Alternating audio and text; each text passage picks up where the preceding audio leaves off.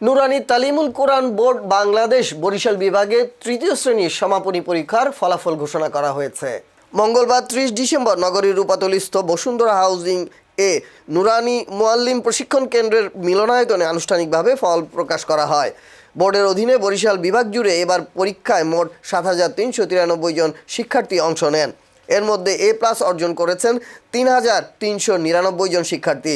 সব মিলিয়ে পাশের হার ৯৭.৪৪%।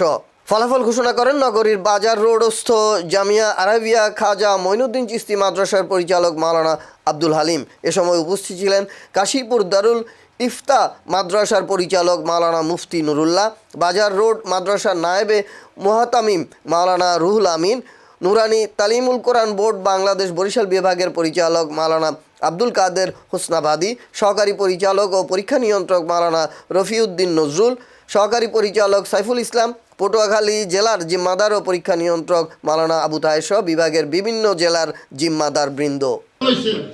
এখানে ৭,৩৯৩ জনের মধ্য থেকে ১২২ জন অনুপস্থিত, পরীক্ষা দিতে পারে না, তারা আসতে পারে না।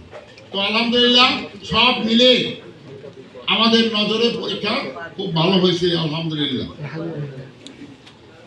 এই হলো পরীক্ষার সারমর্ম বা নতিজা, যেটা এখানে রেজাল্ট বাইরেছে সেটা।